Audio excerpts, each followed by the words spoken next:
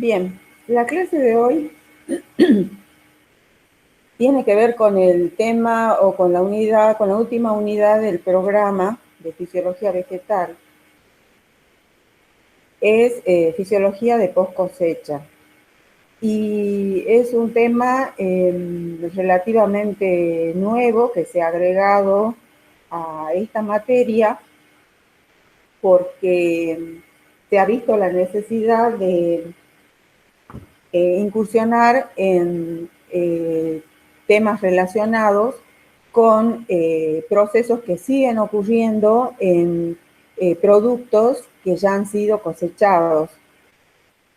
Entonces, temas o procesos que tienen que ver, procesos fisiológicos, ¿sí? Entonces, dadas las características que tienen los productos cosechados, los procesos fisiológicos que siguen ocurriendo en ellos después de la cosecha, es importante conocerlos para poder manejarlos.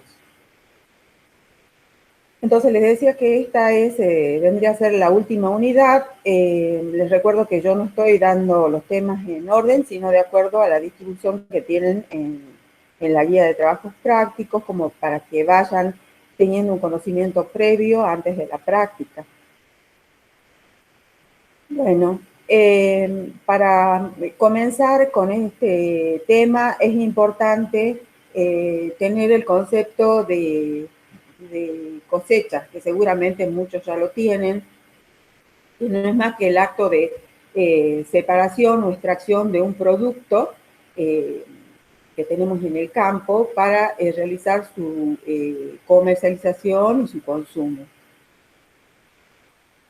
El éxito de una cosecha depende de varios factores, fundamentalmente de la manera en que se realiza este proceso, de conocimiento que tenga la gente encargada de realizar esta actividad, el tipo de producto que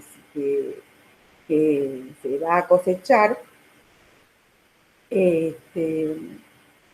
Influyen entonces todas estas tareas que componen la cosecha, influyen en la calidad del producto cosechado. Entonces, cosecha es la separación de el producto de la planta, ¿sí?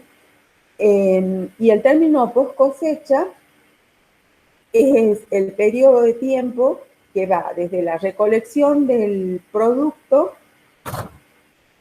hasta que llega al consumidor final, ¿sí? Acá en esta diapositiva vemos, hay una etapa, bueno, previa que es pre-cosecha, que también es importante analizarla o por lo menos señalarla acá en esta diapositiva, porque supone todas las tareas previas a la etapa de cosecha que tienen después influencia en la calidad del producto, en la calidad final del producto.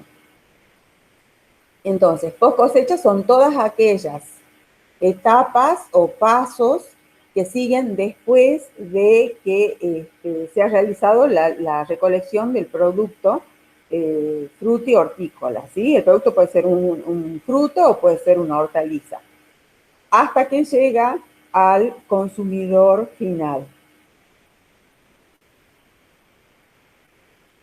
Es importante conocer estas etapas porque según se trate el producto en cada una de estas etapas, va a determinar su calidad, ¿sí? Y eso va a influir, por supuesto, en su precio o en pérdidas que ocurran antes de la venta del producto. Entonces, es importante tener en cuenta estas etapas y el manejo que se realiza del producto antes de que llegue al consumidor. Esto es un proceso, o en este diagrama de flujo se señala un proceso que va a depender del tipo de producto, ¿sí? dependiendo de el producto que vayamos a cosechar, puede ser que se respeten todos estos pasos o solamente algunos. Esto es a modo general, pero para que ustedes tengan en cuenta todas las etapas o pasos por las que tiene que pasar el producto desde que es cosechado hasta que llega a el consumidor. Entonces, ¿qué es la fisiología de post cosecha? La fisiología de post cosecha estudia los procesos o los cambios que presenta una fruta, una hortaliza, después que ha sido cosechada, o sea, que ha sido retirada de la planta madre. La vida de esos productos en estas etapas que estamos viendo, depende de la manipulación que se haga de ese producto que está en estado fresco, y también depende de cómo se realizó la cosecha, la selección, la clasificación, el empaque, el transporte, ¿sí? Por eso es que primero tenemos que conocer qué procesos siguen ocurriendo en esos productos cosechados y también ver en qué condiciones se realizan cada una de estas etapas como para que se preserve el producto.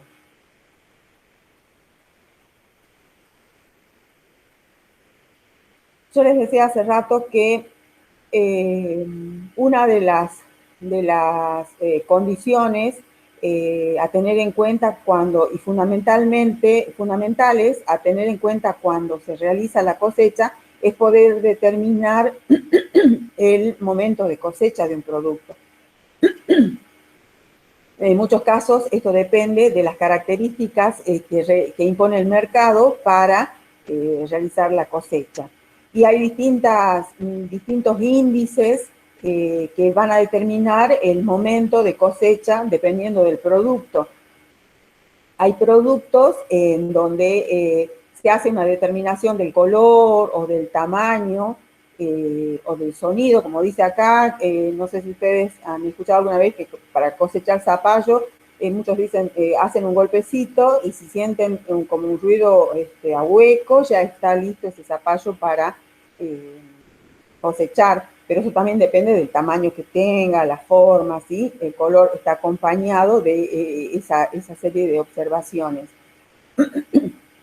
Hay otros parámetros que se tienen en cuenta, como la firmeza, si se desprende con facilidad de la planta, el peso que tiene, y hay otros parámetros que se hacen los parámetros físicos también se pueden determinar en el laboratorio, los parámetros químicos también. Estos básicamente se hacen, por ejemplo, para citrus, en lo que se hace determinación de sólidos solubles totales y de acidez, por ejemplo, para determinar el punto justo del jugo y señalar el momento exacto de la cosecha, ¿sí? Esos son métodos de laboratorio y son métodos destructivos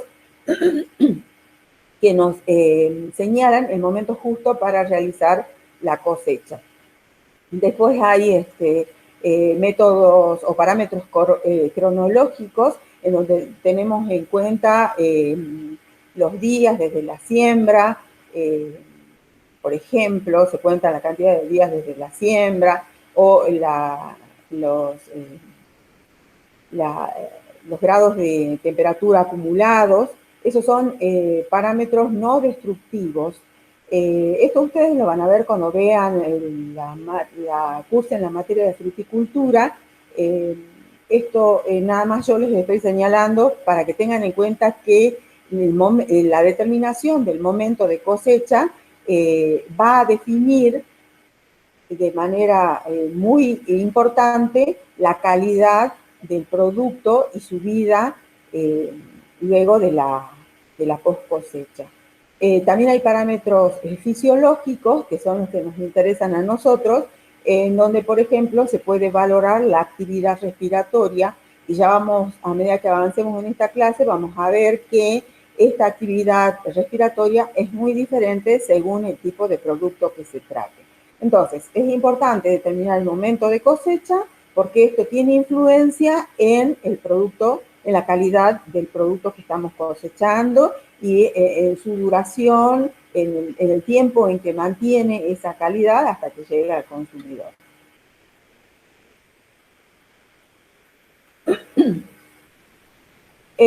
Los productos frutícolas, como les decía yo hace rato, una vez que han sido cosechados, siguen experimentando una serie de cambios que están ligados a los procesos que siguen ocurriendo. Y esos cambios tienen que ver con reacciones químicas, reacciones bioquímicas que se llevan a cabo a nivel celular. Y esto depende también de las interacciones que tenga con el ambiente, que van a determinar la vida útil y la calidad de ese producto. Pero en general los frutos y las hortalizas tienen las características estas que se señalan acá en esta diapositiva, que se trata de que son tejidos vivos, que tienen alto contenido de agua y bueno, son muy diversos, por lo tanto hay que conocerlos para poder manejarlos y poder preservarlos. Con respecto a la consideración de que se trata de tejidos vivos, al hablar de tejidos vivos estamos asumiendo que continúan ocurriendo los cambios que les mencionaba recién luego de la cosecha. Muchos de esos cambios son cambios deseables porque tienen que ver con el cambio de color, con el cambio de sabor, el cambio de la firmeza o la textura que tenga el producto, y otras veces esos cambios no son tan favorables, digamos, porque al ser tejidos vivos y al comenzar con un proceso de deterioro, finalmente van a producirse cambios que no son del todo agradables y van a terminar con la muerte de ese órgano o de ese producto y su degradación total, ¿sí? Entonces, hay que tener en cuenta eso, o eso es lo que tienen en común, digamos, los productos cosechados. A su vez tienen un alto contenido de agua, por lo tanto están sujetos a la deshidratación y a daños mecánicos, o más susceptibles a daños mecánicos y al ataque de microorganismos. Y están sujetos a la deshidratación, porque ya vamos a ver más adelante, uno de los procesos que se sigue ocurriendo en estos productos es la transpiración, ¿sí? Es la pérdida de agua. Y bueno, y les decía, la gran diversidad de los productos, dependiendo si se trata de frutas o de hortalizas, hace que requieran un manejo distinto, un tratamiento distinto para preservar su calidad. Y eso supone el conocimiento de estas necesidades.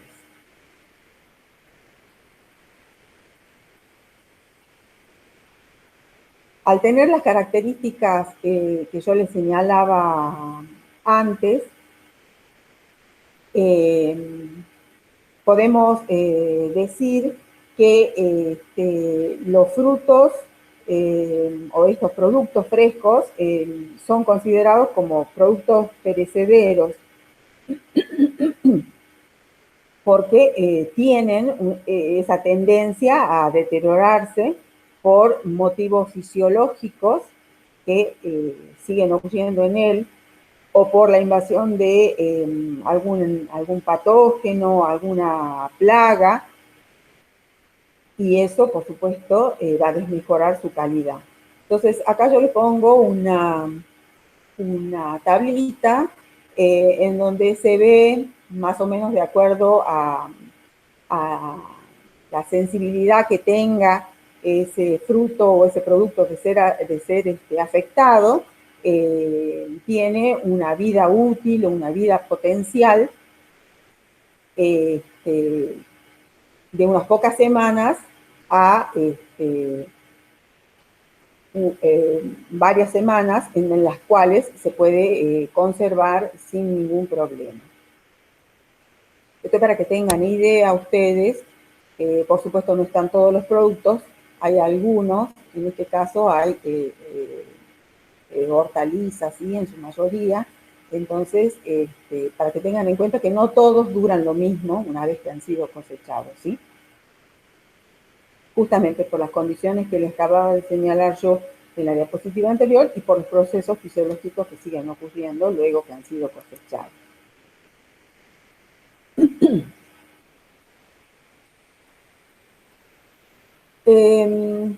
La fisiología de post cosecha se refiere entonces a conocer esos procesos fisiológicos que siguen ocurriendo en estos productos cosechados para poder manejarlos y aplicar tecnologías apropiadas para mantener la calidad.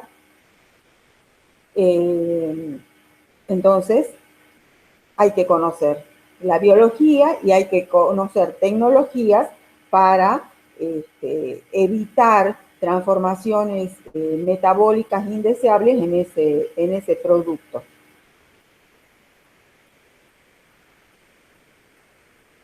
Los objetivos generales, digamos, del manejo de los productos cosechados durante la post cosecha serían reducir las pérdidas y mantener la calidad del producto, prolongar la vida comercial de ese producto y básicamente reducir las pérdidas económicas que se generan en esta etapa.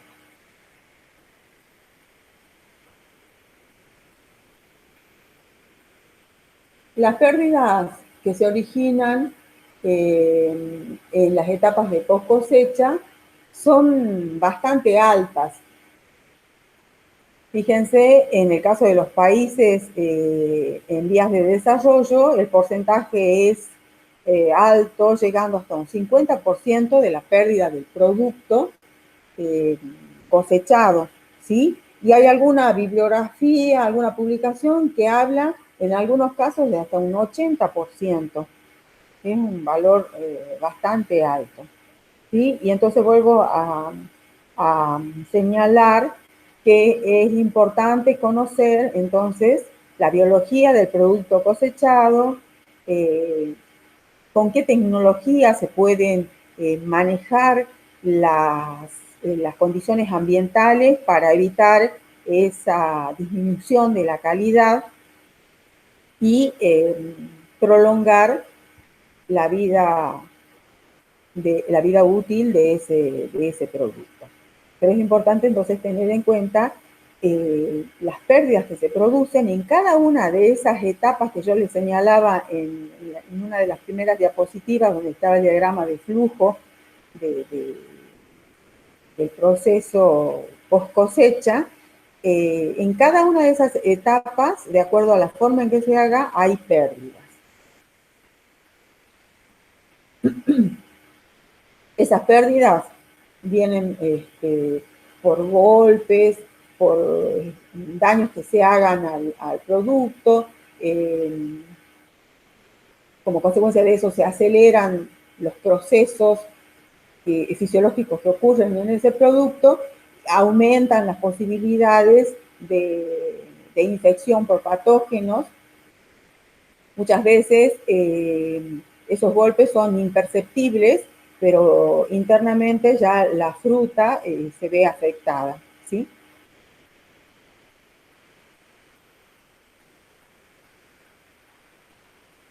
Bueno, para poder avanzar sobre el tema vamos a considerar los frutos, ¿sí? El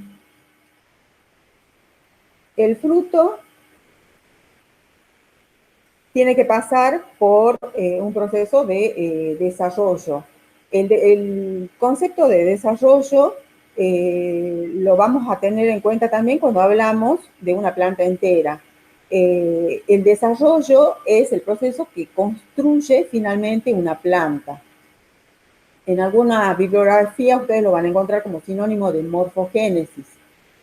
y se puede definir como el conjunto de cambios graduales y progresivos en tamaño, o sea, ahí está involucrado el crecimiento, estructura y función. Ahí estaría involucrada la diferenciación. Entonces ya estamos viendo que son cambios que involucran el crecimiento y la diferenciación, que hace posible, si hablamos de una planta, la transformación de un cigoto en una planta completa. Esta definición que yo les acabo de dar de desarrollo también se aplica al desarrollo de un órgano. En este caso nos imaginamos un fruto, una manzana, una naranja, que se forma a través del desarrollo, ¿sí? Que involucra el crecimiento y la diferenciación. Entonces, esta definición se aplica, les digo, tanto para el desarrollo de un órgano, de un tejido, incluso de una célula. ¿Cuándo comienza el desarrollo del fruto? Luego de la fecundación se inicia el desarrollo hasta que llega a la maduración total, digamos, del fruto.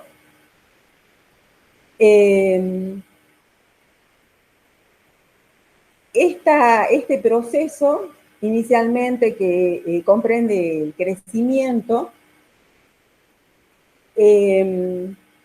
ocurre, digamos, en 3 fases, ¿sí?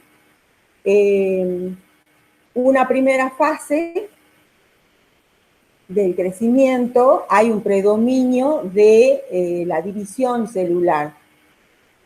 Luego, si nos fijamos en este esquema, hay un aumento del tamaño de la célula. Todavía nosotros no hemos visto la unidad de crecimiento, pero para que vayan teniendo en cuenta, y yo creo que lo he señalado en algún momento, el crecimiento involucra procesos celulares, 2 procesos celulares. La división celular, en una primera parte, y el alargamiento celular o expansión celular como un segundo momento, como el segundo proceso celular. Esa sería una fase 2, digamos, del crecimiento. Y luego tenemos un periodo final en el que el fruto cesa prácticamente en su crecimiento y comienza a madurar. Esa sería la fase 3. Cuando veamos en la próxima clase el tema de crecimiento, vamos a ver que el crecimiento de una planta o de un órgano se representa a través de una curva sigmoide de crecimiento. Se denomina así porque tiene una forma de S. ¿Sí? Y en esta curva, suponiendo que este es el crecimiento, por ejemplo, el desarrollo, que involucra la etapa de crecimiento, en esta curva estamos representando el crecimiento, por ejemplo, de una manzana, vamos a ver que inicialmente en esta etapa del crecimiento, representada por esta parte de la curva, ocurre la división celular, ¿sí? Luego esta parte de la curva que se denomina lineal, ya lo vamos a ver la próxima clase, corresponde a la expansión o el alargamiento celular. Y finalmente tenemos la etapa de madurez. Por eso hablamos entonces de que el crecimiento se da en 3 fases, en donde tenemos la división, el alargamiento y la maduración en este caso, ¿sí? Este es un ejemplo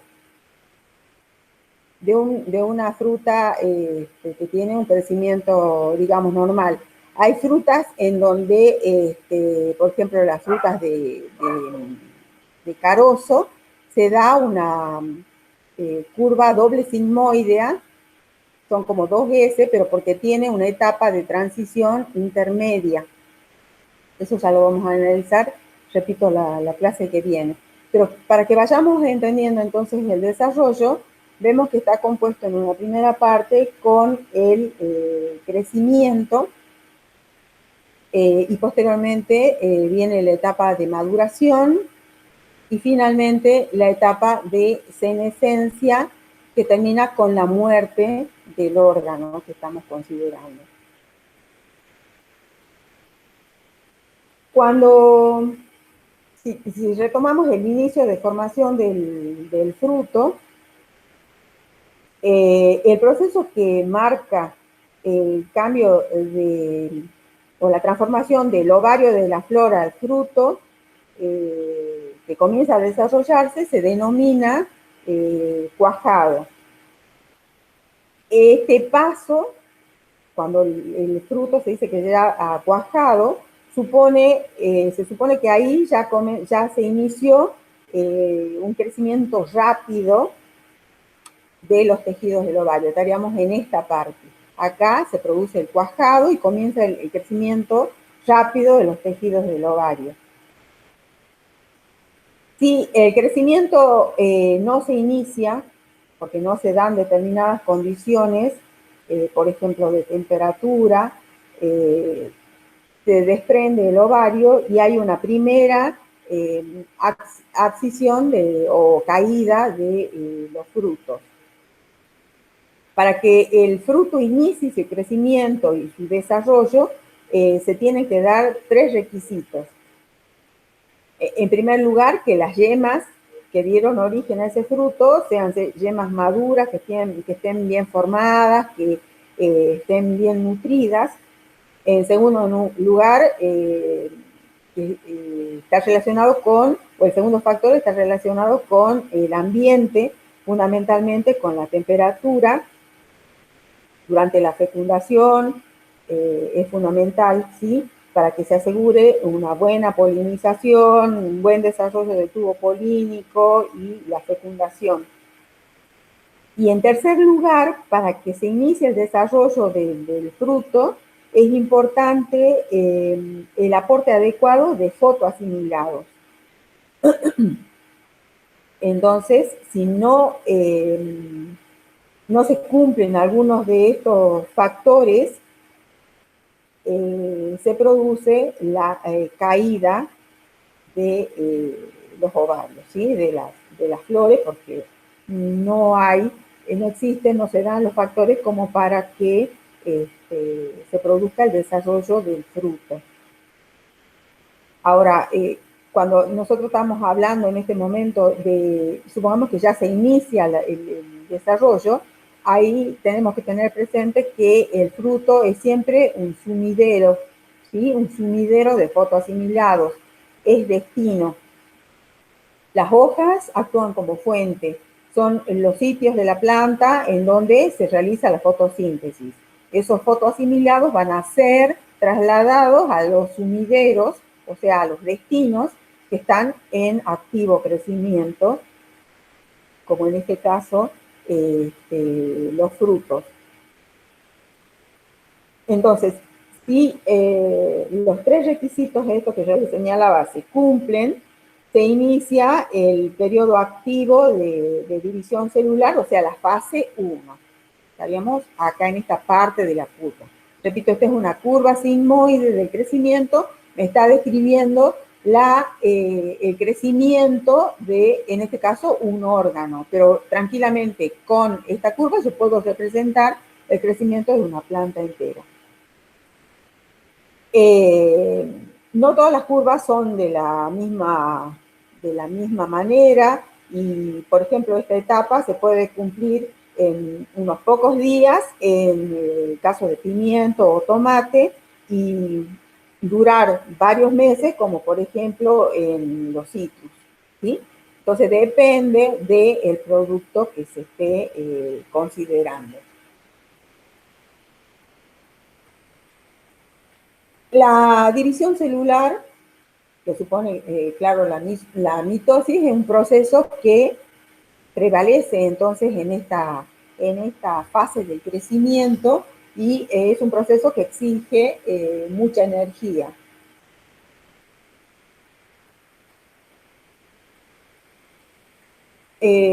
Ahí aumenta, en esta etapa entonces, aumenta el número de células.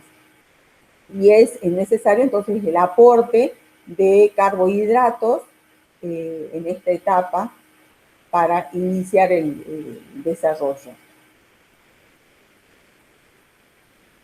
Si la planta no es capaz de satisfacer esa necesidad de energía, el fruto pierde el ritmo de crecimiento y, repito, se termina desprendiendo, hay caída o abscisión antes de que se inicie el desarrollo.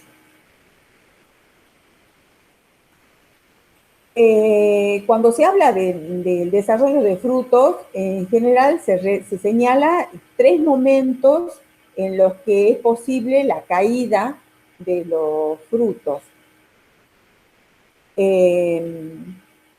Hay una etapa que se da junto con la caída de los pétalos. Una segunda etapa vendría a ser, o posibilidad en la que hay abscisión, es luego del cuajado, cuando se va a iniciar el desarrollo. Y una tercera etapa donde hay peligro de abscisión se produce ya al final de la etapa de división celular. Digamos, son 3 momentos en que hay peligro de abscisión. Superada la fase esta de división celular, el fruto inicia un crecimiento denominado lineal, que vendría a ser la segunda fase, caracterizada por el alargamiento celular, por la entrada de agua, ¿se acuerdan? Por la intervención de determinadas hormonas, en este caso las auxinas, que van a producir el alargamiento celular.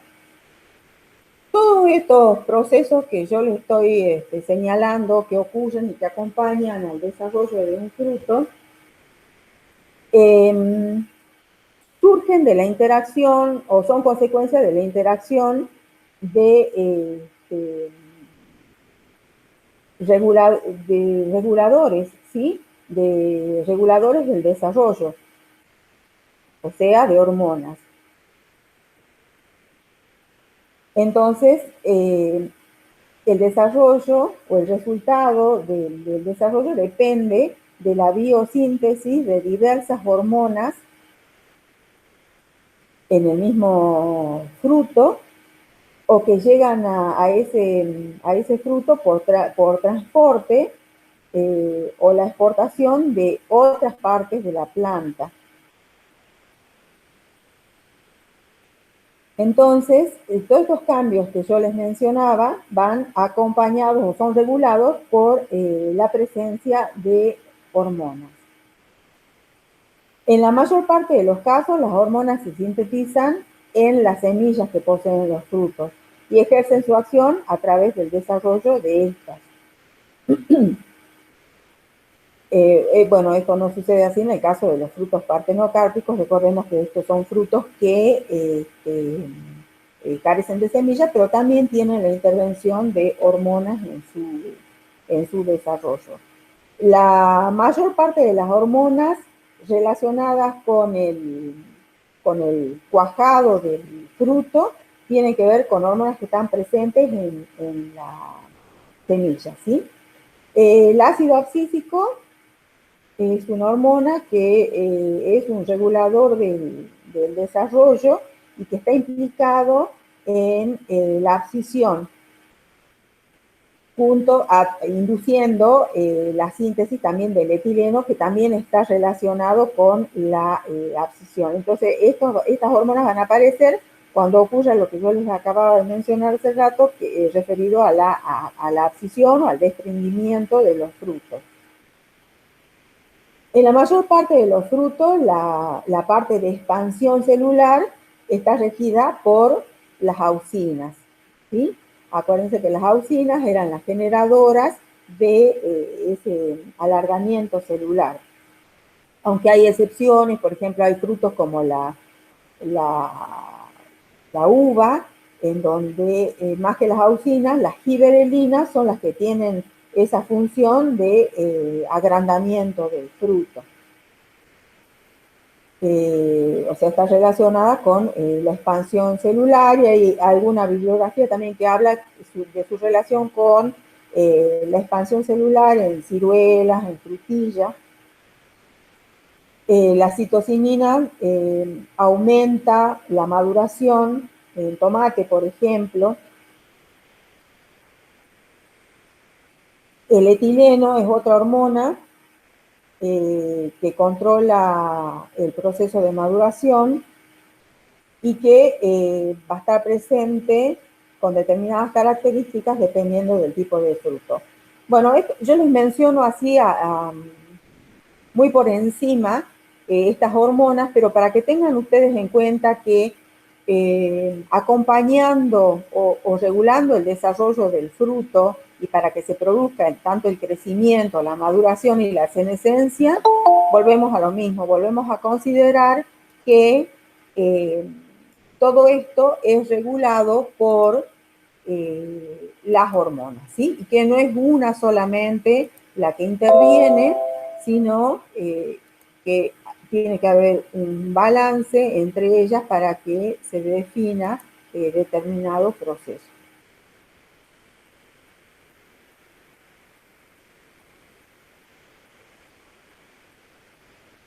Bueno,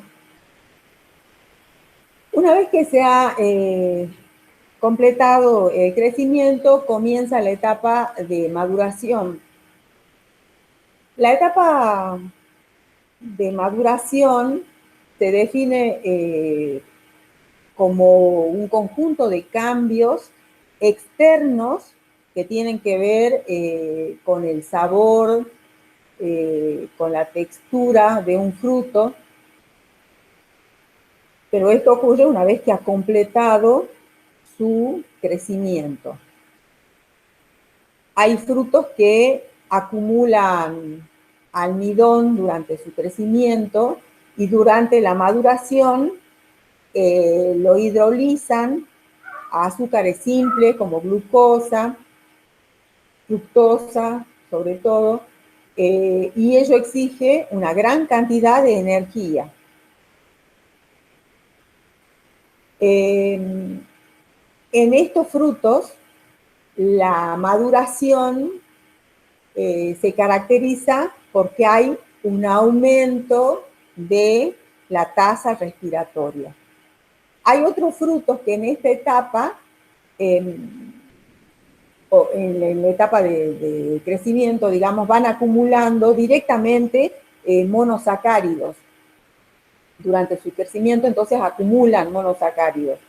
Y durante la maduración no experimentan incrementos o aumentos en la tasa respiratoria. Eso va a señalar ya una situación que nos permite diferenciar dos clases de frutos, ¿sí?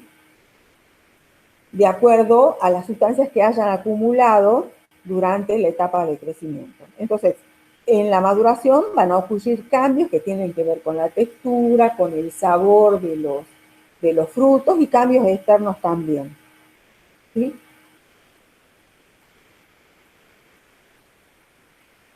Cuando hablamos de la maduración podemos hablar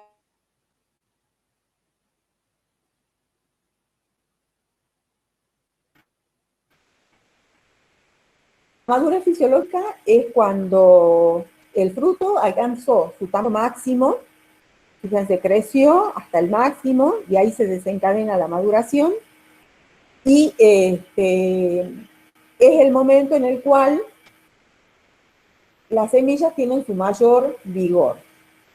Y la madurez de consumo se refiere a cambios que van a ocurrir en ese fruto que tienen que ver con las características que favorecen su consumo, ¿sí? Esos cambios incluyen, por ejemplo, cambios en el color,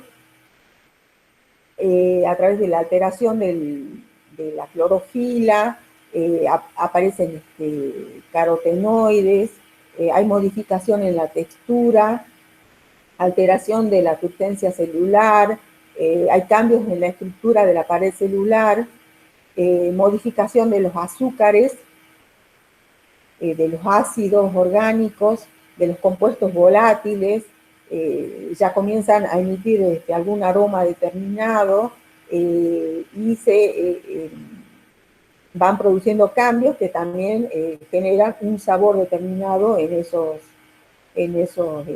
frutos. En este momento, o en general cuando ya el fruto ha entrado a la etapa de maduración, aumenta la susceptibilidad del fruto al ataque de patógenos, que esto está asociado a la pérdida de integridad de la pared celular. Entonces, repito, hay dentro de la maduración podemos señalar la madurez fisiológica y la madurez de consumo, ¿sí? La madurez fisiológica se da cuando el fruto ha llegado a su crecimiento máximo y ya en esta situación deja de ser destino o deja de ser sumidero. Luego se inicia la madurez de consumo, que se refiere a todos los cambios que tienen que ocurrir en ese fruto para tener las características óptimas para ser consumido. ¿Sí? Finalmente, una vez que ha terminado este proceso de maduración, al final de la etapa de madurez de consumo, ocurren otros cambios en esos frutos relacionados con la senescencia, o sea, con el envejecimiento. Esos cambios llevan al deterioro de la membrana celular y conducen entonces a la muerte celular de todas las células que componen ese órgano. La madurez de consumo entonces puede ser considerada como el primer paso de un proceso de muerte celular programada. ¿Sí? Todas las células tienen un programa de desarrollo que culmina con la muerte celular programada. Y en este caso, bueno, vamos a considerar la etapa de senescencia como el proceso de deterioro que va teniendo el órgano, que termina finalmente en la muerte programada de ese órgano, que es un proceso irreversible. Una vez que se ha desencadenado, ya no se puede detener. Lo que sí se puede hacer es hacerlo más lento, ¿sí?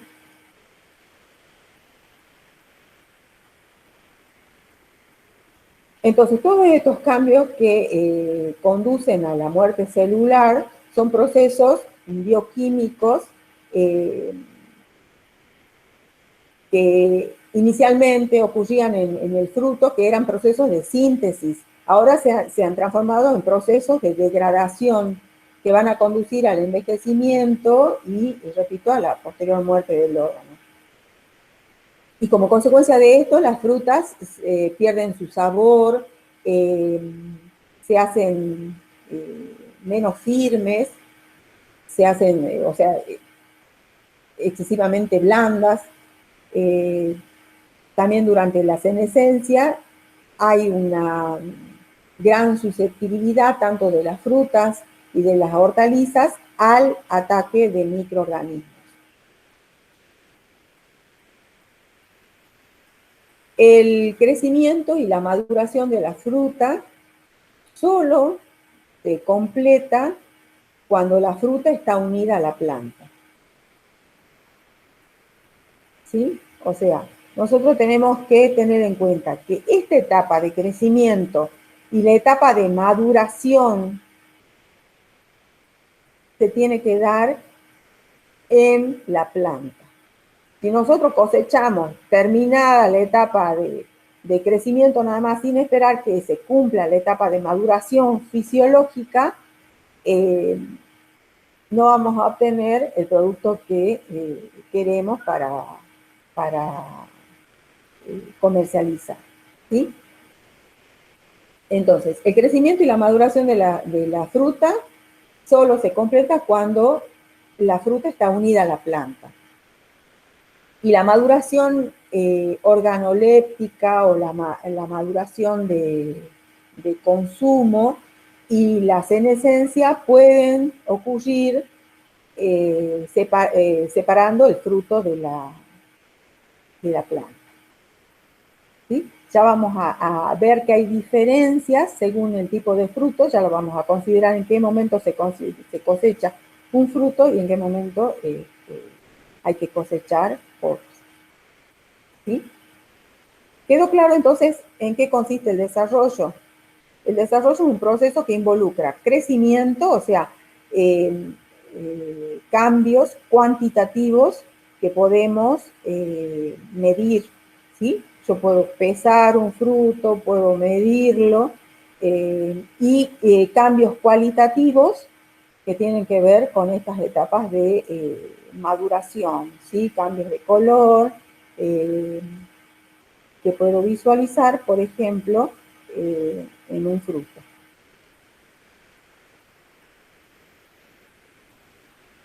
¿Quedó claro?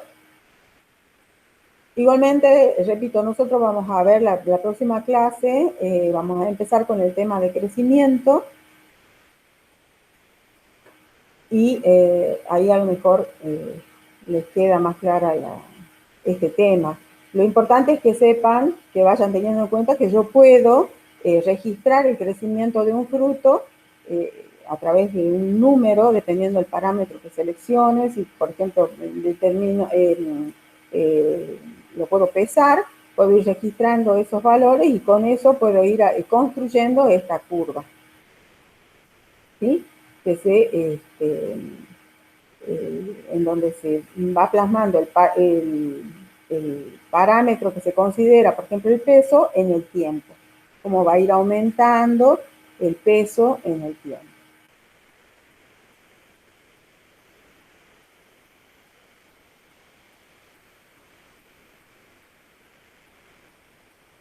Bueno, esto es lo que yo les decía hace rato y estaba señalado en la diapositiva anterior. La diferencia entre madurez fisiológica y la madurez de consumo. Y en este gráfico ustedes lo pueden ver en el caso de considerar el tomate, ¿sí?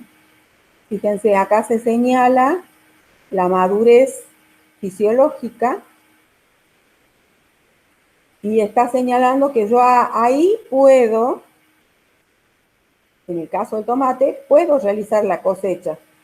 Entonces, el crecimiento de este fruto, fíjense, va aumentando de tamaño y su madurez fisiológica, pues ya es el máximo tamaño al que llegó ese fruto, ya ahí deja de ser sumidero o destino.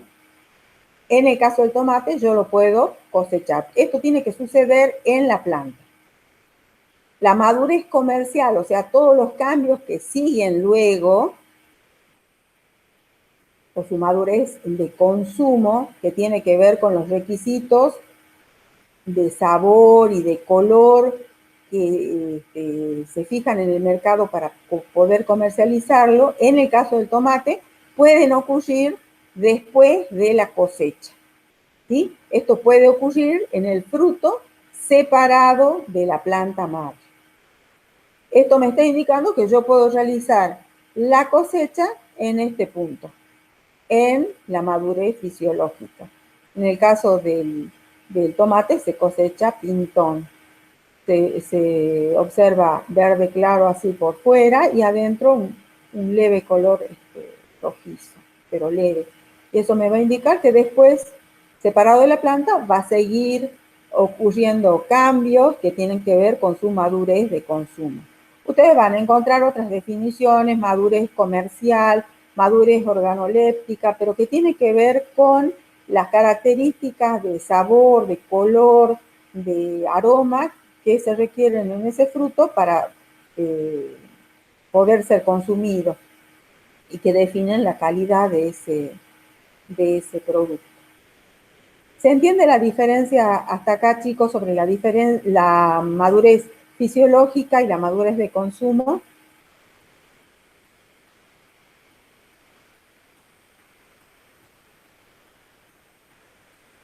Sí, profe. Bien.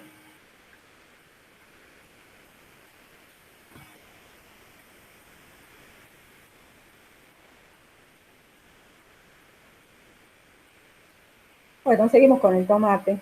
Fíjense que este tomate, esta diapositiva no la hice yo, ustedes la van a encontrar en internet, pero es bastante gráfica para que ustedes puedan entender que este tomate ha sido cosechado y sin embargo en él se siguen señalando procesos fisiológicos como la respiración, como la transpiración, que siguen ocurriendo en él después de la cosecha. ¿Sí?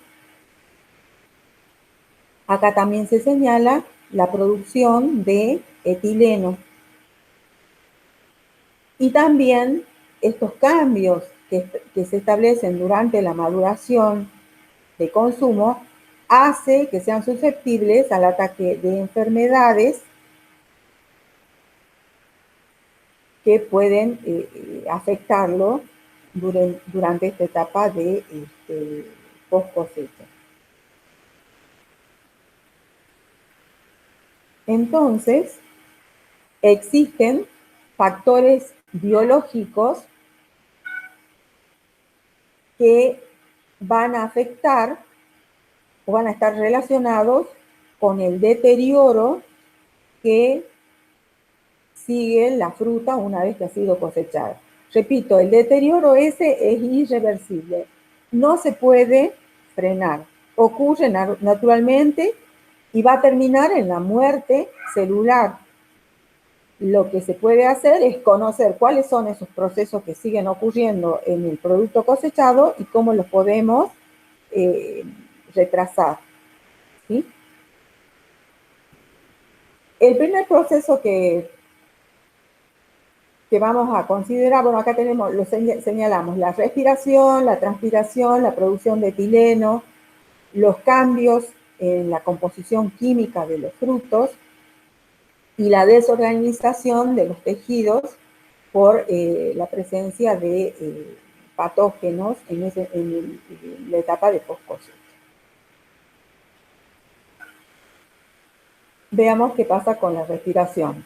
En la clase pasada nosotros abordamos este tema y pudimos ver que se trata de un proceso en donde se genera energía y este ocurre en toda célula, por lo tanto las frutas y las hortalizas respiran, entonces ocurre en la mitocondria y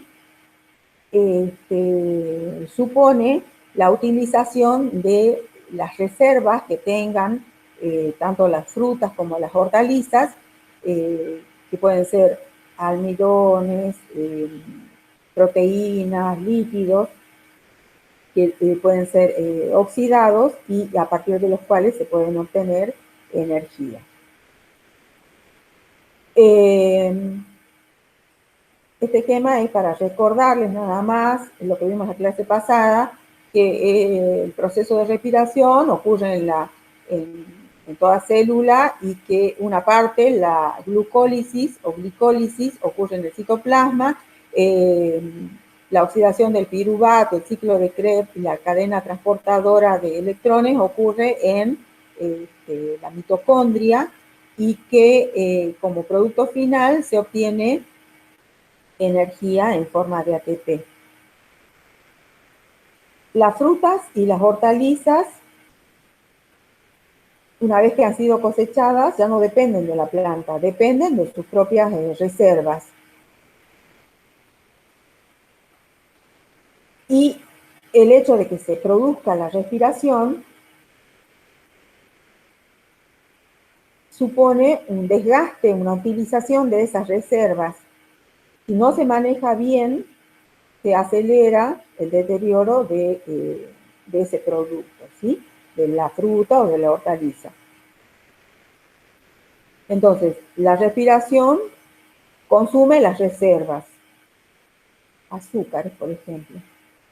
y libera dióxido de carbono y también agua, más el ATP. Mientras más manipulada sea la fruta y esté sometida a altas temperaturas, mayor va a ser el proceso de respiración. Mayor va a ser la velocidad de la respiración. Por lo tanto, es importante conocer la velocidad de respiración de cada producto y definir la temperatura de conservación para determinar el tipo de manejo que se le va a dar a ese producto. Los productos no van a respirar todos en la misma intensidad, ¿sí? Depende del tipo de producto que se trate. ¿Qué consecuencias le trae al producto cosechado la respiración? Que los nutrientes almacenados son desdoblados, liberando energía, como vimos recién, liberando dióxido de carbono, que este proceso acelera la senescencia y la muerte del producto, que se reduce el valor alimenticio, que los cambios que supone la utilización o la degradación de esas sustancias de reserva contribuyen a la pérdida de sabor, también pierden peso y como consecuencia de este proceso también se genera calor. Y esto es importante tenerlo en cuenta cuando se almacenan estos productos en cámara, ya que esta acumulación de temperatura trae alteraciones en la calidad. Y también la acumulación de dióxido de carbono, que es producto de la respiración, puede dañar los frutos si no hay la conveniente ventilación y generar anaerobiosis, o sea, falta de oxígeno, y entonces producir fermentación, la cual va a generar productos que no son deseables, productos finales que no son deseables en ese fruto cosechado. El ritmo respiratorio es indicador de la actividad metabólica y varía según el tipo de órgano y según el estado de madurez. Un fruto que es inmaduro tiene una alta tasa respiratoria. Las raíces, los tubérculos, los bulbos tienen bajas tasas respiratorias. Y aquellos productos que involucran tejidos meritemáticos o florales tienen altas tasas respiratorias.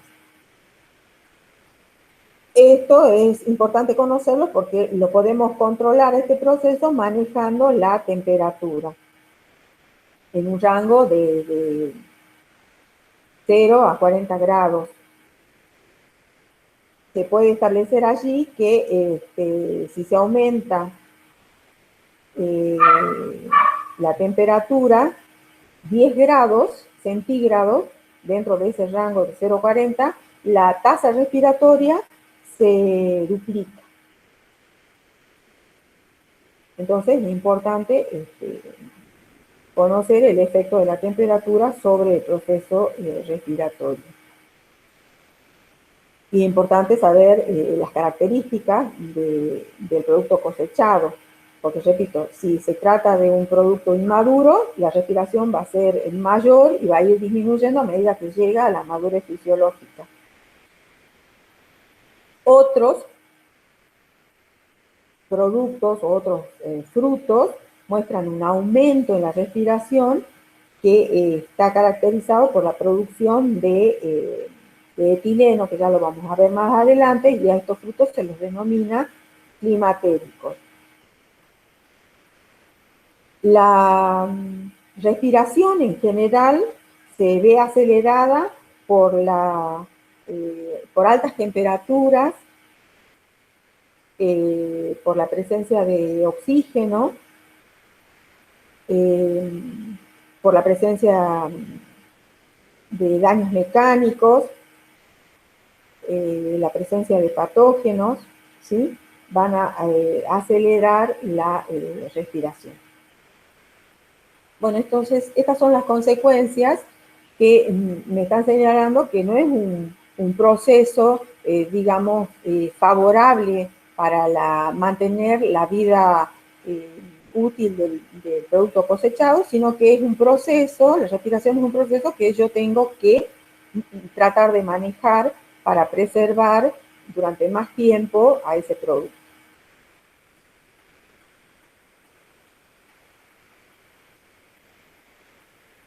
El otro proceso que se señalaba en la diapositiva, que hablaba de los factores biológicos que ocurren en los frutos cosechados o en los productos cosechados, es la transpiración.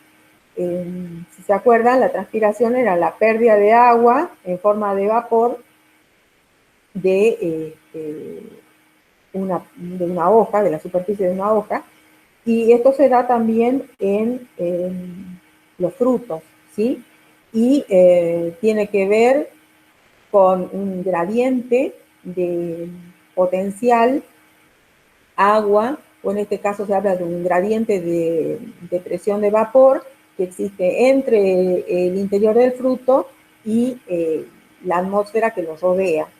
Y también a este movimiento de agua que se va a desprender del fruto en forma de vapor, se le oponen una serie de resistencias que van a depender de la característica del fruto.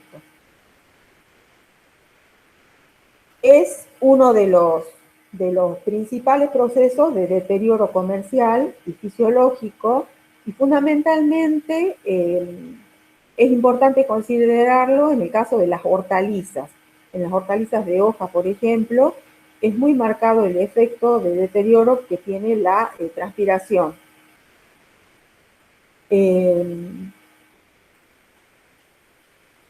Hay un cambio hay pérdida de peso, se afecta la textura, el pH, el sabor, y acelera la senescencia. Si se pierde un 10 a un 15% de agua, ya se ve una marchitez severa en las hortalizas. Igualmente depende del tipo de especie o variedad. Cada producto tiene un ritmo característico de transpiración. Depende de la naturaleza de la epidermis, del estado sanitario, es decir, los daños por manipulación o por microorganismos también pueden provocar alteraciones a nivel del proceso de transpiración. La transpiración va a depender de la humedad relativa que rodea al producto, va a depender o va a ser acelerada como consecuencia de altas temperaturas, de la existencia de vientos o de corrientes de aire. Pero fundamentalmente la que rige el proceso de transpiración junto con el proceso de transpiración junto con la temperatura es la humedad relativa, que recordemos es la cantidad de agua presente en la atmósfera y es el principal factor que va a afectar a la transpiración, porque de ella depende ese gradiente que favorecía o no la salida de agua en forma de vapor de los frutos o de las hojas, si consideramos hortalizas de hojas. Las tecnologías de post cosecha que están orientadas a reducir la transpiración son, por ejemplo, el preenfriado y el aumento de la humedad relativa a un 90-95% para evitar la transpiración. También se pueden utilizar empaques con film plásticos para aislar el producto, protegerlos de los movimientos de aire y crear un microclima alrededor del fruto con una alta humedad relativa. También se puede acudir al encerado del fruto para reducir la transpiración.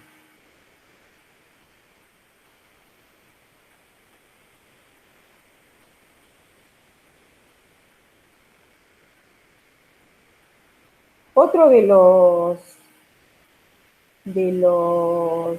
factores biológicos que influyen en el deterioro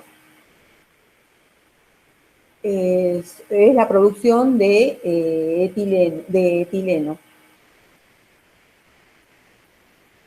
El etileno es una hormona que ya hemos visto cuando vimos el tema de fitohormonas, es la única eh, fitohormona que se encuentra en estado gaseoso. Y ya hemos visto que, bueno, el crecimiento y el desarrollo del fruto son controlados por varias hormonas y estas hormonas son susceptibles a los cambios ambientales. Entre estas hormonas, la más importante y que define la maduración es el etileno.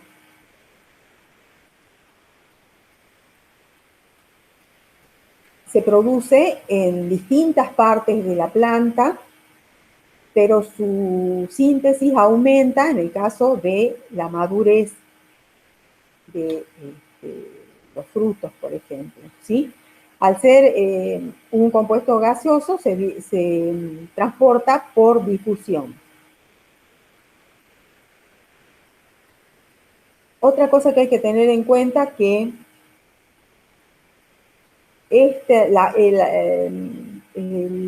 todos los procesos que son regulados por el etileno se pueden controlar manejando factores ambientales como la temperatura o la concentración atmosférica de dióxido de carbono o de oxígeno. El etileno es una hormona que acelera la maduración.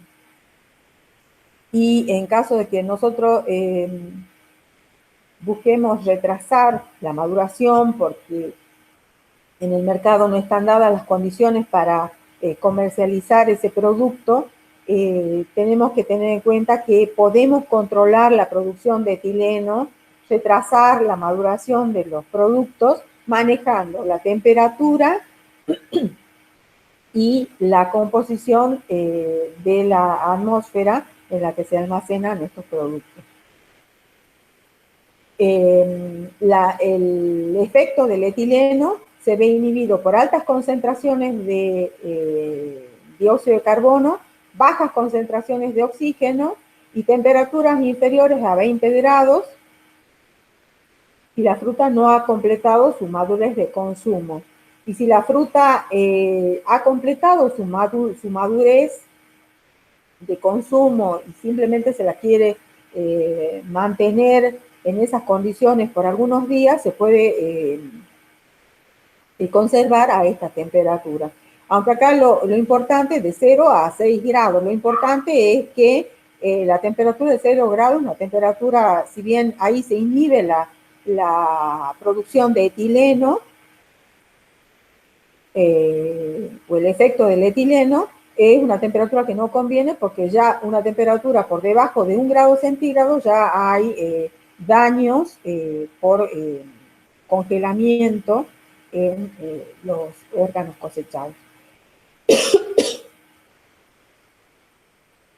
Lo importante es que es saber que la acción del etileno en la maduración del fruto es muy diversa y compleja, y va a afectar tanto a frutos climatéricos como a frutos no climatéricos, que ya vamos a señalar de qué se trata esta diferencia entre los frutos.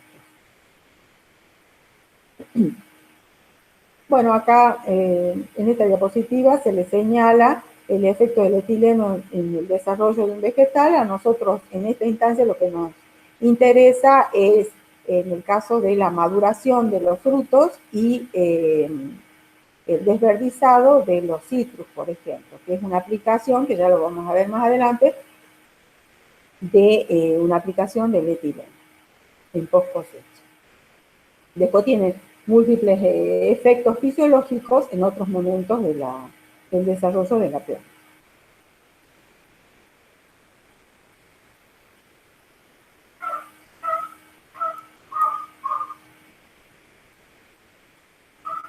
Bien,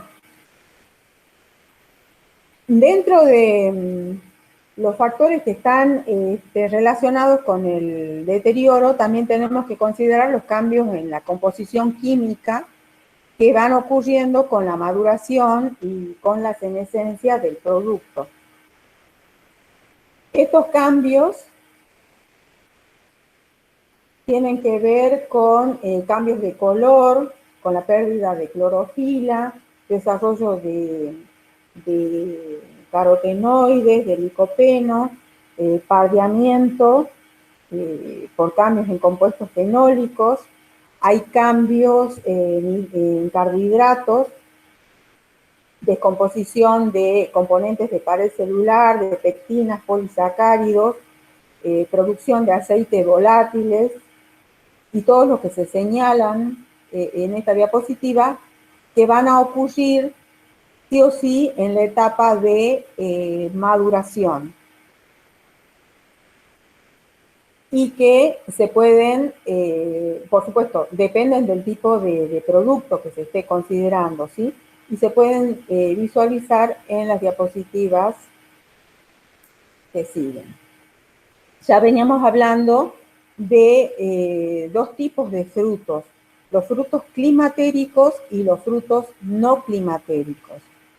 Los frutos climatéricos que tienen cambios en su composición química durante la maduración,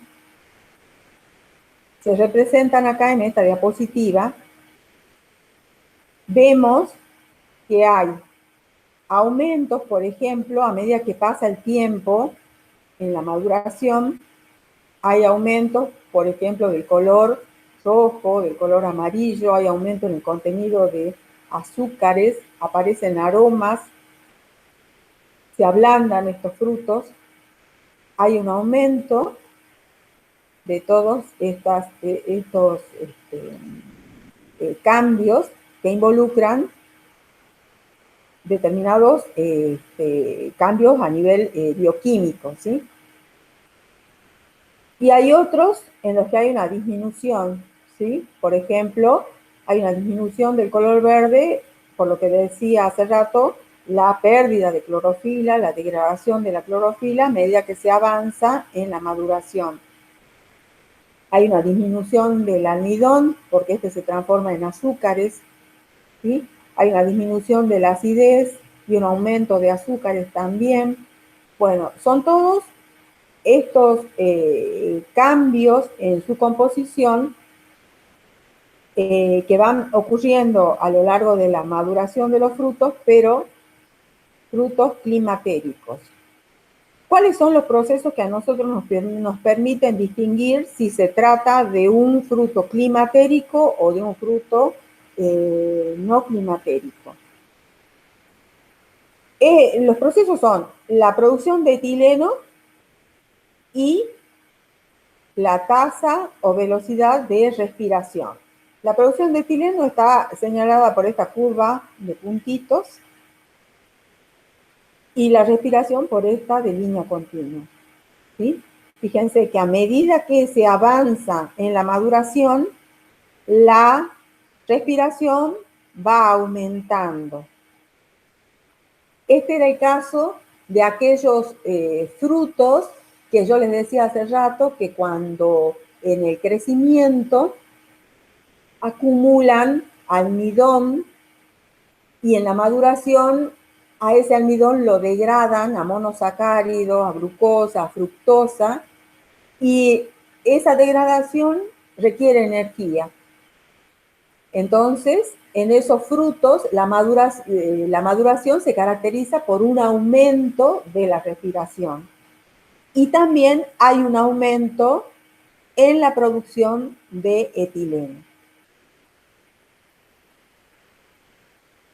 Hay otros frutos, los denominados frutos no climatéricos, en los cuales, fíjense la diferencia, la respiración o la tasa de respiración va a disminuir a medida que se avanza en la maduración y la producción de etileno se mantiene en un nivel basal. Hay etileno, pero constante y mínimo.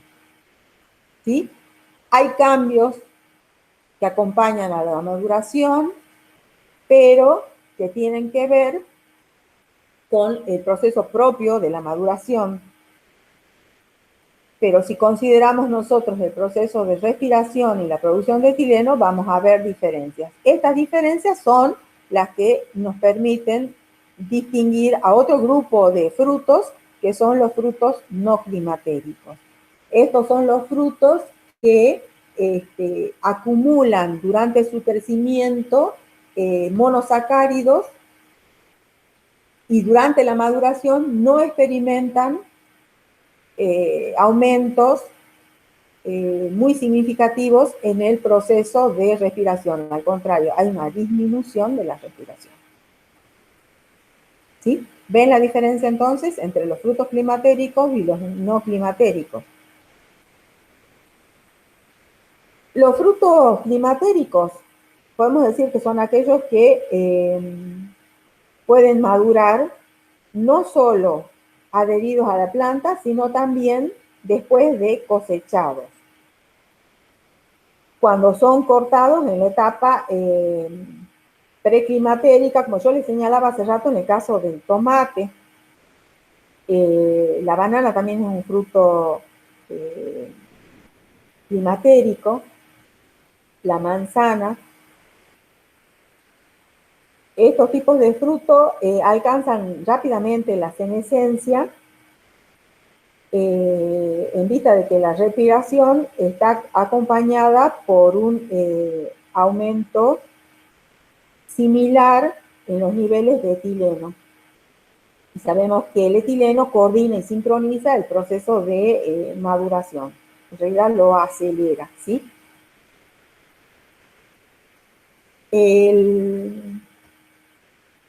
en el caso de los frutos no climatéricos, estos frutos se caracterizan porque tienen que madurar en la planta y recién se cosechan.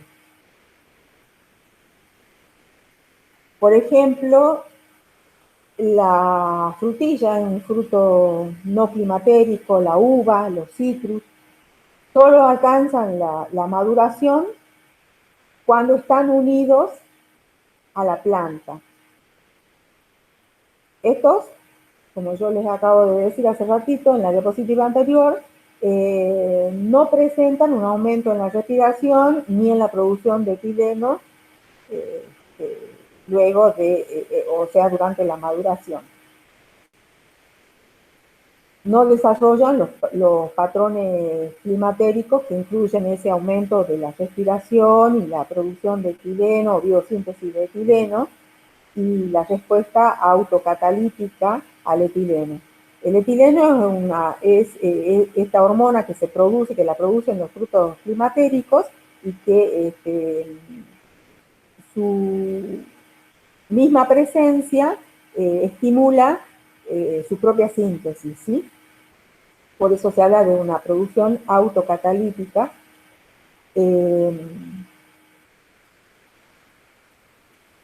Entonces, esa es la diferencia fundamental entre los frutos climatéricos y los no climatéricos. ¿Quedó clara la diferencia? Los frutos no climatéricos responden al etileno, ya vamos a ver que hay,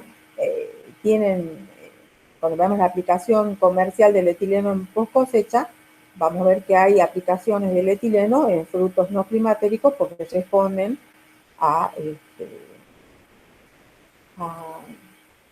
a la presencia del etileno. Repito, el etileno estimula su propia síntesis.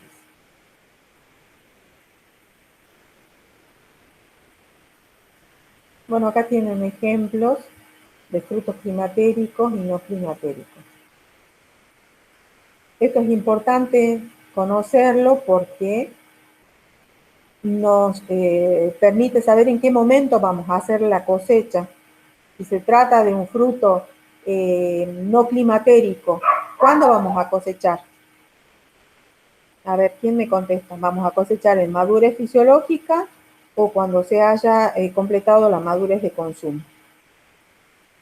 Si yo quiero cosechar naranjas, voy a cosechar en madurez fisiológica o en madurez de consumo.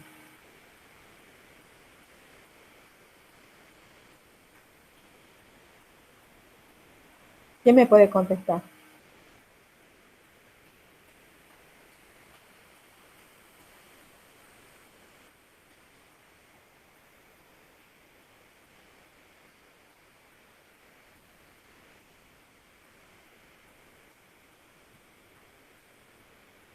¿Me están escuchando, chicos?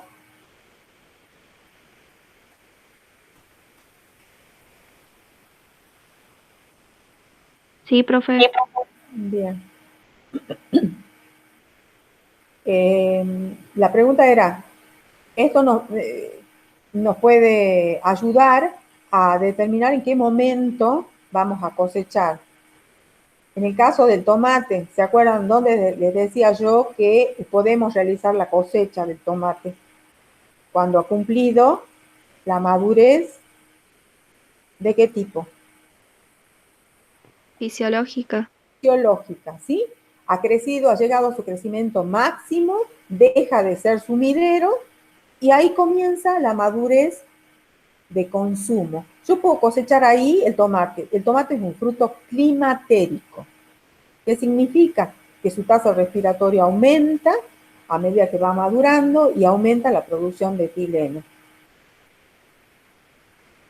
Entonces, su maduración va a poder ocurrir, esa maduración de consumo, una vez que ha sido separado de la planta. Pero porque es un fruto climatérico. En el caso de los frutos no climatéricos, pongamos la naranja, que es la primera que figura acá en la lista, ¿en qué momento la tengo que cosechar? ¿Cuando ha cumplido la madurez fisiológica o cuando ha cumplido la madurez de consumo?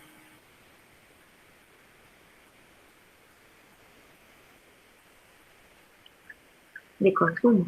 De consumo, ¿sí? Porque la definición de fruto climatérico dice que es aquel fruto que tiene que llegar a su madurez, a la madurez de consumo en la planta. Una vez que ha llegado a esa madurez de consumo, ¿cuál es la característica óptima que tiene que tener una naranja para que yo diga, esta ya está lista para que yo la pueda consumir? Tiene que ver con el color, con el tamaño, internamente con índices como el contenido de azúcares y de acidez que tenga, ¿sí? Que me van a indicar que su jugo está óptimo para ser consumido. Cuando ha llegado a esas condiciones, es decir, ha desarrollado su madurez de consumo, puedo realizar la cosecha. ¿Qué pasa si yo a la naranja la saco antes? Ha cumplido su madurez fisiológica y la cosecho. Va a quedar ahí, directamente va a pasar, va a comenzar a deteriorarse y va a llegar a la senescencia y a la muerte, se va a podrir, pero no va a alcanzar la madurez de consumo, es decir, las características que tiene que tener tanto externamente como internamente para ser consumida y se la pueda vender. ¿Sí? Entonces, ¿ven la diferencia? Hay productos que tienen que llegar a la madurez en la planta, porque esos cambios tienen que ocurrir en la planta. Recién puedo cosechar para poder comercializar. Y hay productos que yo los puedo cosechar una vez cumplida la madurez fisiológica, porque la madurez de consumo la pueden alcanzar fuera de la planta. ¿Sí? Bueno, y acá tienen la lista de los productos que pueden hacerse, que pueden agruparse dentro de los frutos climatéricos y los no climatéricos. Bueno, en definitiva, acá ya vemos la historia completa, cuál es el comportamiento de los frutos no climatéricos, considerando la respiración y fíjense que hay una disminución a lo largo del tiempo, a medida que va ocurriendo la maduración, y en el caso de los climatéricos, hay un pico, hay un aumento de la respiración y bueno, después hay una disminución porque ya nos acercamos a la muerte del órgano, ¿sí? Pero esta es la diferencia básica entre el fruto no climatérico y un fruto climatérico. La distinta velocidad o tasa respiratoria.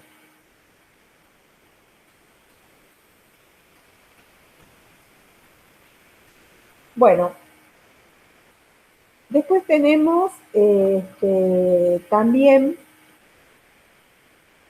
otros factores biológicos que acompañan al proceso de maduración y senescencia,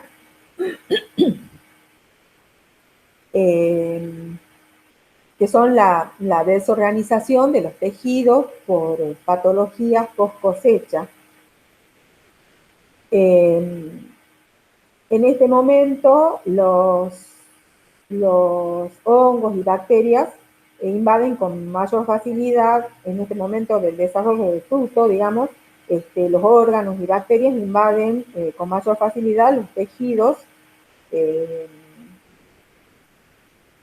por el ablandamiento que estos sufren o por heridas que estos tengan, por lo tanto hay que evitar los daños físicos durante la cosecha y esta invasión, digamos, de hongos y bacterias se pueden controlar con bajas temperaturas o controlar también la humedad relativa.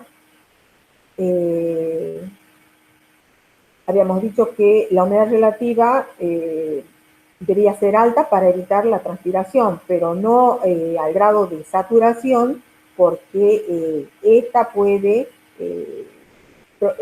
favorecer el desarrollo fundamentalmente de hongos sobre la superficie de los frutos, ¿sí? Entonces, esa desorganización que van sufriendo los tejidos por ataques de patógenos va a acelerar el deterioro de los frutos cosechados.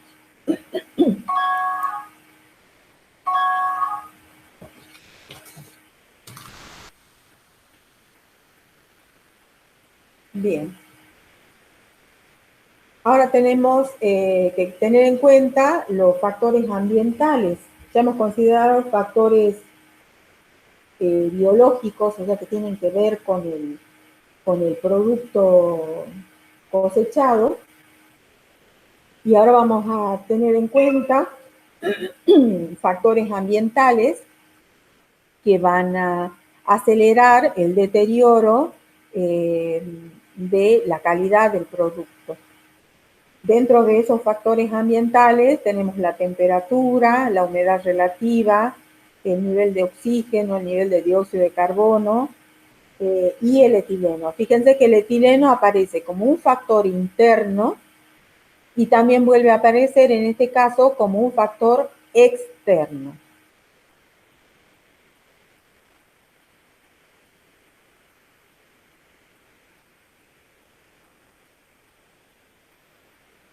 La temperatura es uno de los factores ambientales que influye en la respiración. Yo les decía hace rato que aumentando la temperatura unos 10 grados centígrados dentro de ese rango señalado entre 0 y 40 grados,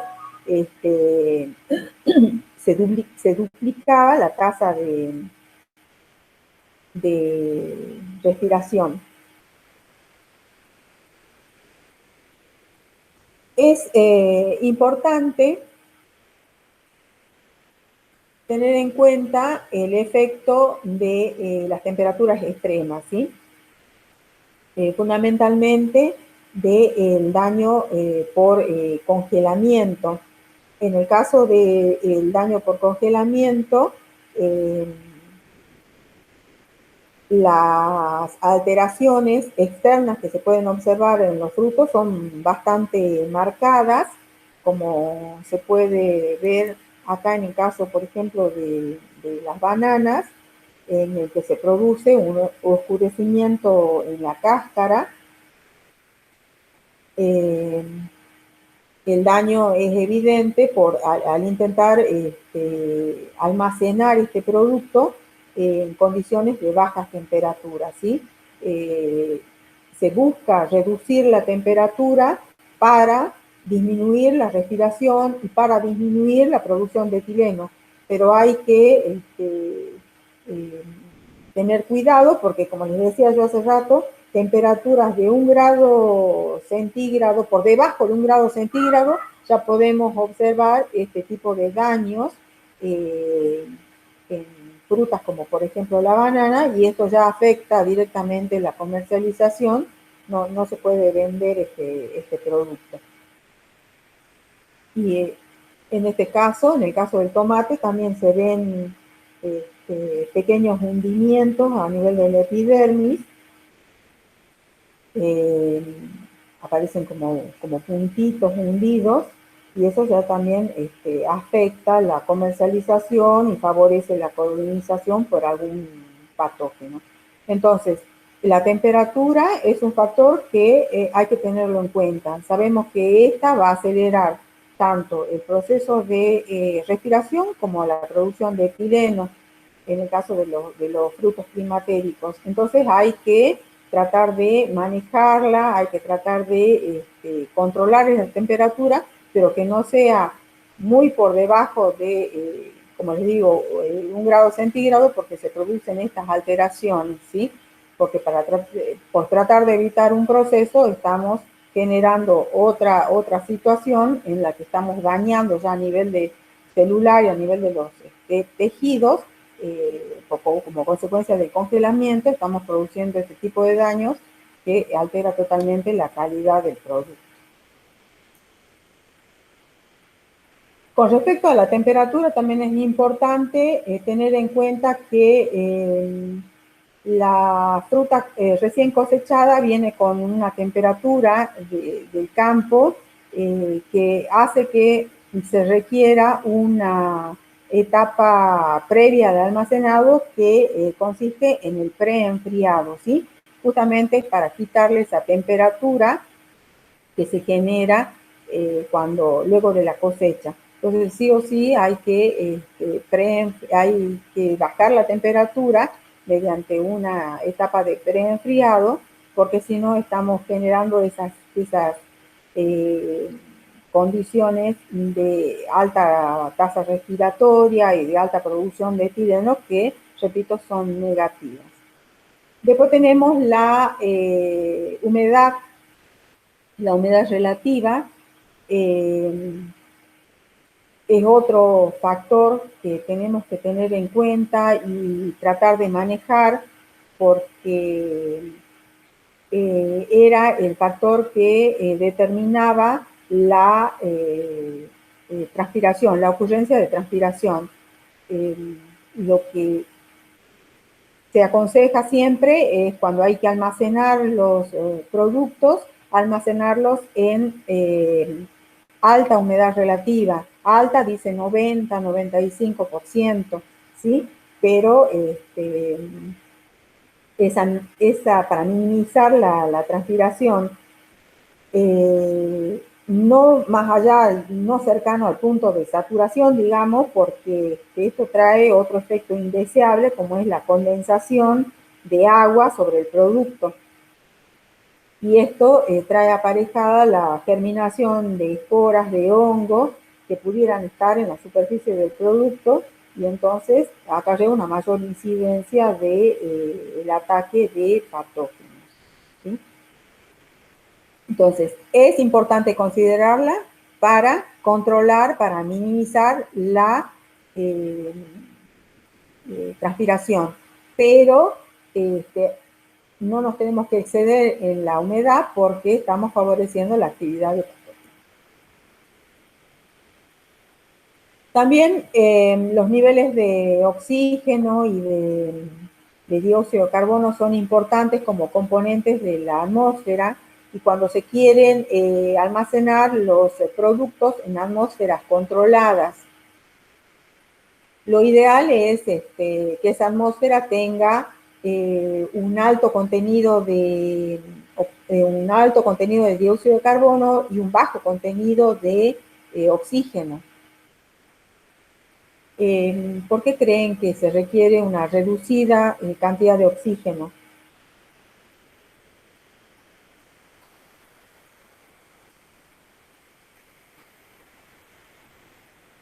Fíjense que dice reducida cantidad de oxígeno. No es que directamente no tiene que haber oxígeno.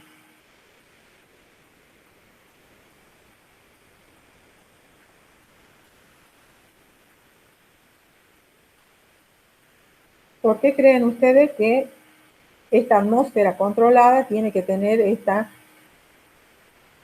poca cantidad de oxígeno?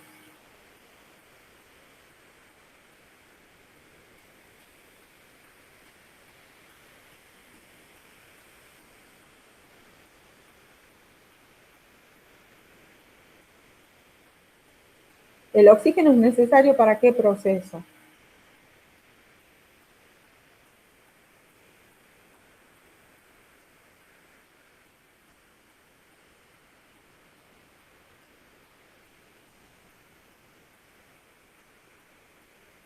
¿Para qué proceso de los que acabamos de los que acabo de describir? Para la respiración, profe. De la respiración, ¿sí? ¿Y a nosotros nos conviene o no nos conviene que ocurra la respiración a una gran velocidad? Y depende, profe, del precio del mercado, puede ser. Depende si yo quiero sacar el producto rápido al mercado o no, pero si yo no lo quiero sacar al mercado porque no hay el precio adecuado, lo quiero conservar más tiempo en una cámara donde puedo controlar la provisión de oxígeno. A mí me conviene que la tasa respiratoria sea baja. Me conviene que respire menos, o sea, su tasa sea menor. Que respire menos, ¿sí? Entonces hay una reducida cantidad de oxígeno, fíjense, entre el 1 al 5%. Un alto contenido de dióxido de carbono para generar una condición de anaerobiosis, pero tiene que haber oxígeno para que no se desencadene otro proceso que es indeseable, que es la fermentación, que ya les voy a explicar en el gráfico que sigue. Entonces, en esa atmósfera controlada tenemos que tener en cuenta la provisión de oxígeno, la provisión de dióxido de carbono, además de controlar ahí la humedad relativa. Y también tendríamos que controlar acá la temperatura, ¿sí? Fíjense acá en este gráfico, se habla de lo que es el efecto Pasteur. El efecto Pasteur consiste en que el proceso de fermentación que se da en condiciones de falta de oxígeno, ¿se acuerdan que en la clase pasada yo les comparaba la respiración con la fermentación y que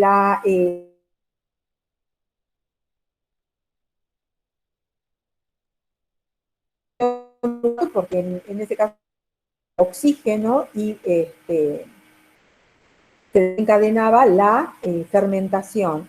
Bueno, resulta que la fermentación es un proceso que no es deseado porque va a terminar en un producto final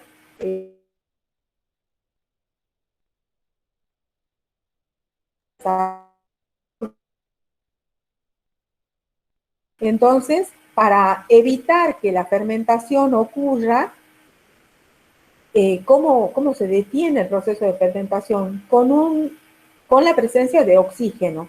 Pero el oxígeno ese debe encontrarse en una cantidad mínima de tal manera que pueda interferir o evitar el proceso de fermentación y que la respiración no sea máxima, porque ambos son procesos que van a terminar deteriorando la fruta, ¿sí? Y entonces yo a estos procesos los puedo manejar con estos niveles de oxígeno. Ya con este nivel de oxígeno yo puedo interferir evitando que ocurra la fermentación, y eso es lo que se conoce como efecto Pasteur. Entonces, cuando voy a almacenar frutas, tengo que ver que se produzcan o se almacenen en este rango de oxígeno para evitar que haya una excesiva respiración y para evitar que se desencadene la fermentación. ¿Sí? Bueno, esta variación está dada de acuerdo al producto, si son tanto frutas u hortalizas.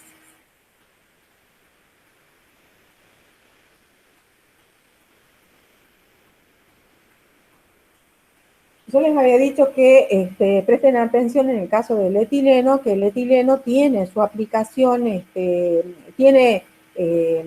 lo menciona o aparece como factor biológico, como un factor interno propio del producto cosechado o como un factor ambiental, como un factor externo, ¿sí? O sea, podemos hacer aplicaciones externas del etileno y se puede utilizar, por ejemplo, en el caso de la maduración de bananas. Si tenemos bananas que están verdes todavía, que han llegado a la madurez fisiológica, pero no a la madurez de consumo, y nosotros ya las hemos cosechado y las queremos vender urgentemente porque tenemos compradores y el mercado tiene buenos precios, entonces si yo quiero acelerar esa maduración, ese cambio de color verde a amarillo, le hago aplicaciones externas de etileno. También puedo acelerar la maduración en el caso de tomate. Pasa del color verde, pintón, al color rojo para poder comercializarlos rápidamente. En el caso de las paltas también puedo acelerar su maduración, pero también puedo aplicar el etileno en el caso de frutos no climatéricos. ¿Se acuerdan que en esa diapositiva donde se establecían las diferencias entre frutos climatéricos y no climatéricos se señalaba que los frutos no climatéricos también responden a la acción del etileno? Bueno, en eso se basa la aplicación, en este caso el etileno, sobre los citrus, ¿sí? Si por ejemplo yo quiero comercializar naranja, que yo la coseché porque cuando evalué el jugo tenía los niveles deseables de azúcar y de ácido que eran óptimos para poder consumir. Entonces cosechado esa naranja, pero resulta que la naranja externamente todavía estaba verde. Esa naranja yo no la puedo vender con facilidad en el mercado, porque la gente va a ver el color verde y va a decir, no, esta naranja está agria, todavía no la puedo consumir.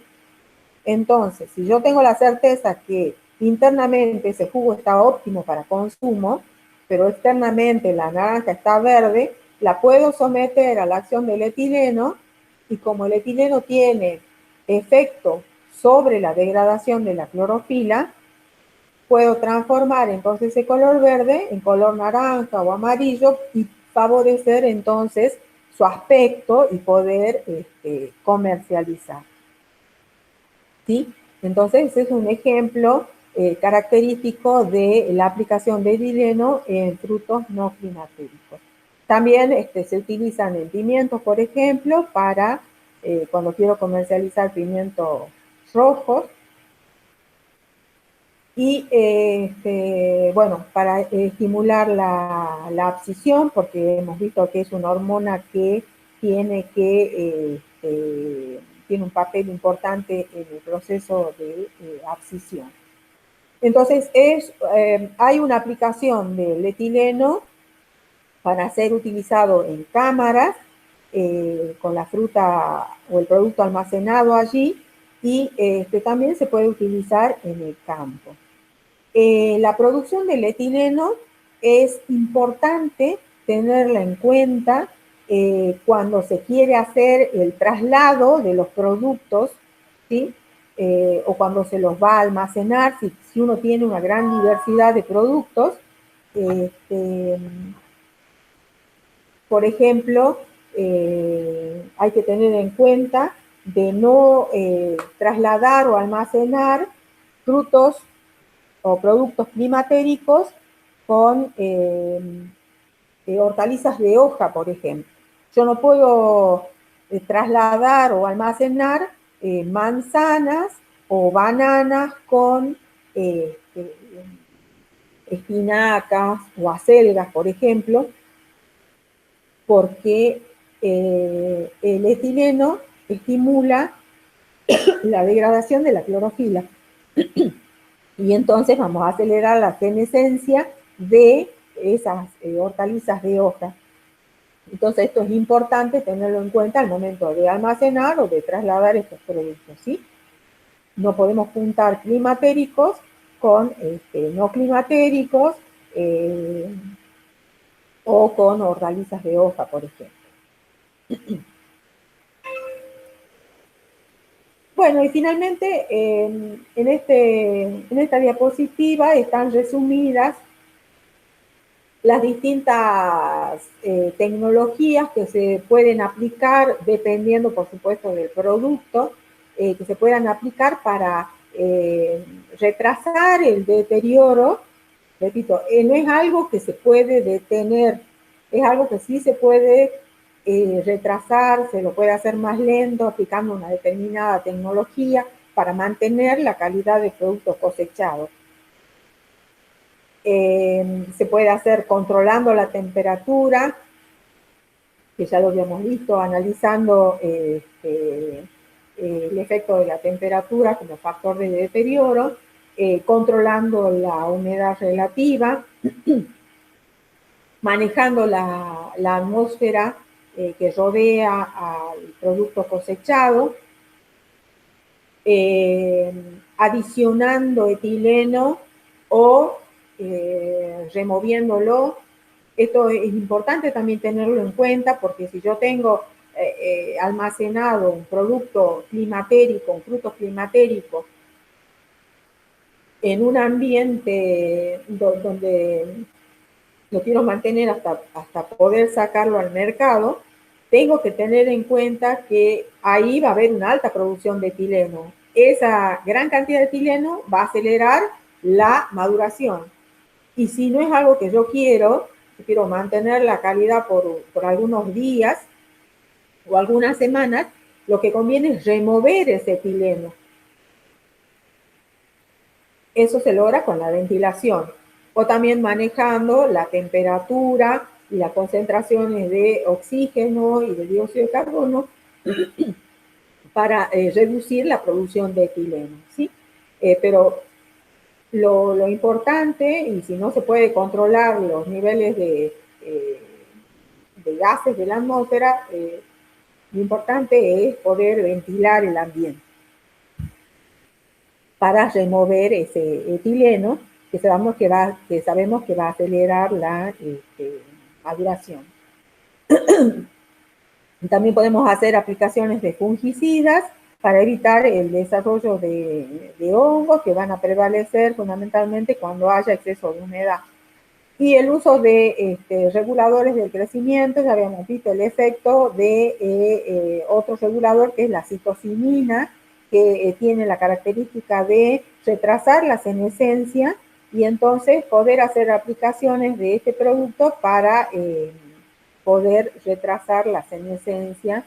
Esto se ve generalmente, por ejemplo, en el caso de la floricultura, para mantener la flor cortada durante más tiempo, aplicaciones de citocinina